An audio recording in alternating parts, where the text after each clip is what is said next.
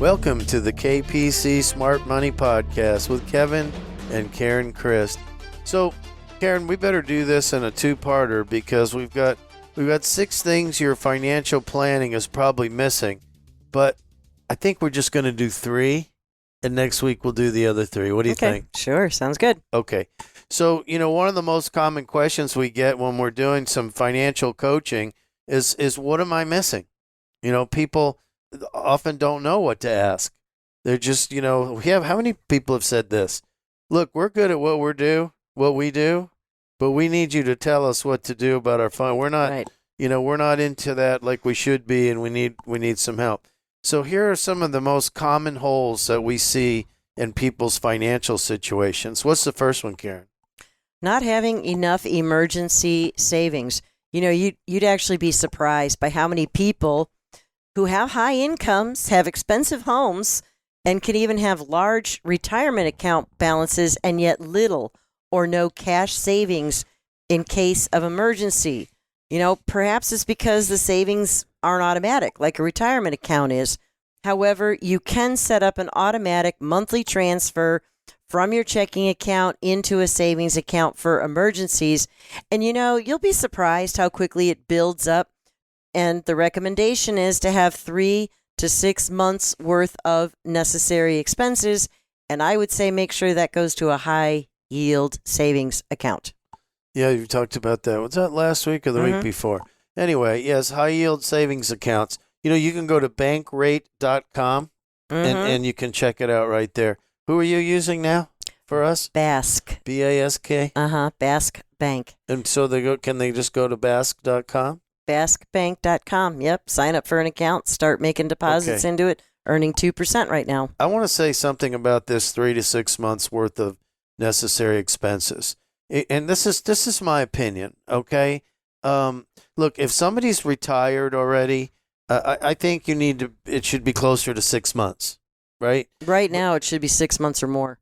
Yeah. because of, yeah, that's right. Because the stock market is suffering. You need to be, living off of cash companies instead of may be pulling back on jobs. Right. And you know what? If you have annuities that you can take penalty-free withdrawals out of, and you're taking money out of the stock market now, you might want to stop doing that and take money out of your annuities instead, as long as you don't get a penalty. Right, Karen?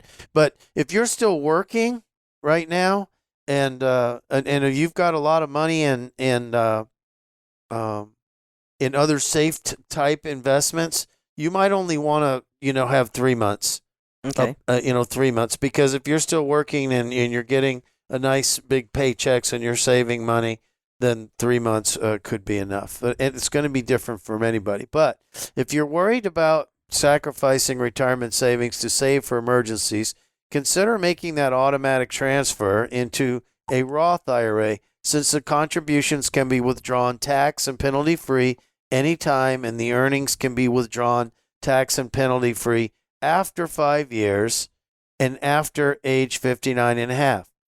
Now, be aware that earnings may be subject to taxes and a 10% penalty if withdrawn before 5 years or before age 59 and a half, but contributions always come out first.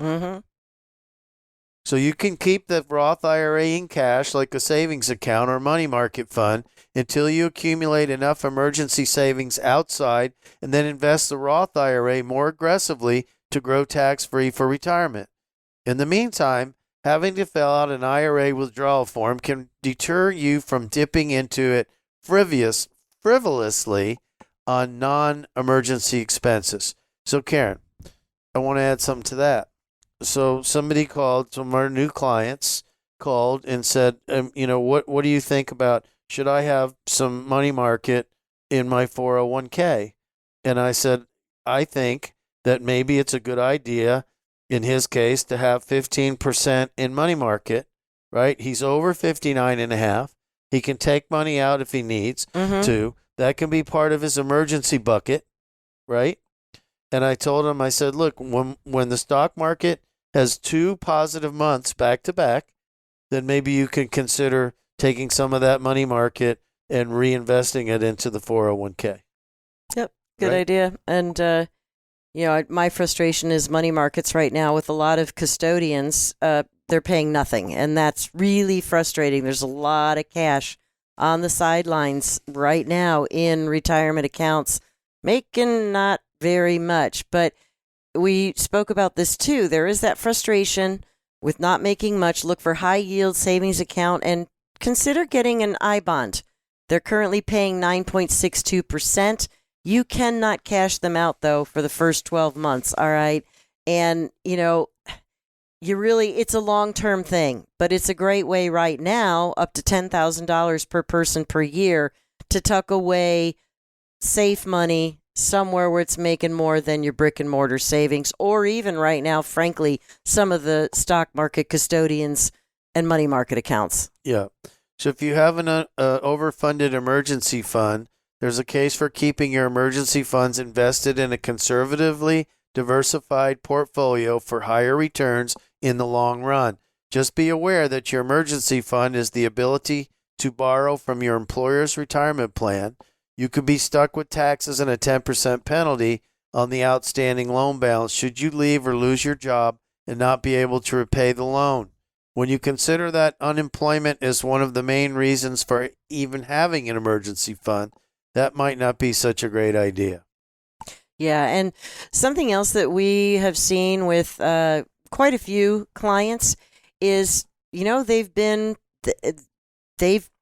gotten company stock. That's part of their incentive programs, and that can be a great deal. But it happens to be one of the more dangerous investing moves, because if you lose a job and you're not completely invested in it, if something happens to your employer, there are reasons to not have too much in that company stock. Say thank you very much when it's given to you, but you may want to get that diversified as soon as you can. Too many eggs in one basket. Yeah, and so not a good thing. Rule of thumb, don't have more than 10 to 15% of your overall portfolio in any one stock, and that includes your company stock. I'm just thinking of somebody right now. We have a client that has probably 70% of their money in company stock. This usually comes about by accumulating company stock in an incentive employee stock purchase plan combined with inertia. So you're buying this stock, and then the stock grows, and then all of a sudden it becomes the largest part of your portfolio. Now the problem is that one of the most dangerous investing moves you can make is something happened to your employer, which you mentioned before. Mm-hmm. You could be in big trouble. We had a situation where we worked for a company that had an employee stock ownership program based on, how much business you did, et cetera, et cetera. And so it got that happened to us, and Mm-hmm. we saw that happen. So, well, yeah, where you have the company stock, just boom, one day you wake up and it's half of what it was, right? well, it was a health insurance stock, and then the whole, so-called affordable health care plan. Yes, not so affordable, but anyway. And then, and that whole thing about you can keep your doctor, and you remember that? Yeah, I don't even want to go down that road. Okay. Anyway, so one of the other big holes that we see is for people who don't have an asset allocation plan. And Kevin, you want to just quick explain what that is? Well, asset allocation is considered the most important factor in determining the risk and return on your investments. Think about the pie chart that you get in your 401k. Think about the pie chart you get on your retail Schwab or Fidelity account or whatever you have. Yet people often have a hodgepodge of accounts with randomly selected mutual funds. Boy, we see that a lot. Mm-hmm. The problem here is that you can be under-diversified with 10 funds that all invest in the same type of investment, or have one perfectly balanced asset allocation fund that is thrown off balance by adding another fund that is too conservative or too aggressive. So, you want to either make sure each account is properly diversified, or look at your accounts as one, or consolidate them. Boy, how many times do we have people come, they have like a dozen accounts, and some small ones, some big ones, and And some of those accounts the small ones look exactly like the big ones. So the latter approach can also help minimize your taxes if you have a taxable account, and prioritize your tax sheltered accounts for investments that generate the most taxes, like high yield bonds, REITs, and high turnover mutual funds. For retirement accounts, you can simplify your life by consolidating them into your current employer's plan and or an IRA, unless one of those accounts offers a special investment option that you want and you can't purchase it elsewhere. We think that if you have an old 401k, that you should roll it over into an IRA, which is going to give you more choices, in many cases less fees. If you don't know how to create and manage an asset allocation strategy, you can follow a portfolio model or use a robo-advisor or call us, yes, right, or some other investment professional. So if you want us to do a financial analysis for you, you can hit us on our website at kpcfinancialsolutions.com, and we can help you in that direction. So we are going to, that is 3 of 6, right, mistakes that people make. We're going to come back next week and we're going to finish the next 3. You've been listening to the KPC Smart Money Podcast with Kevin and Karen Christ. To listen to more episodes, visit kpcsmartmoney.com. You can also find the KPC Smart Money Podcast on Apple Podcasts, Google Play, Spotify, and Stitcher. KPC Financial Solutions is an independent financial services firm that utilizes a variety of investment and insurance products. Investment advisory services offered only by duly registered individuals through KPC Financial Solutions, LLC, a registered investment company. Investing involves risk, including the potential loss of principal. Any reference to protection, safety, or lifetime income generally refer to fixed insurance products, never securities or investments. Insurance guarantees are backed by the financial strength and claims-paying ability of the issuing carrier. This podcast is intended for informational purposes only. It is not intended to be used as the sole basis for financial decisions, nor should it be construed as advice designed to meet the particular needs of an individual's situation. KPC Financial Solutions is not permitted to offer, and no statement made during the show shall constitute tax or legal advice. Our firm is not affiliated with or endorsed by the U.S. government or any governmental agency. The information and opinions contained herein provided by third parties have been obtained from sources believed to be reliable, but accuracy and completeness cannot be guaranteed by KPC Financial Solutions. Hypothetical examples have been provided for illustrative purposes only. It does not represent a real-life scenario and should not be construed as advice designed to meet the particular needs of an individual's situation.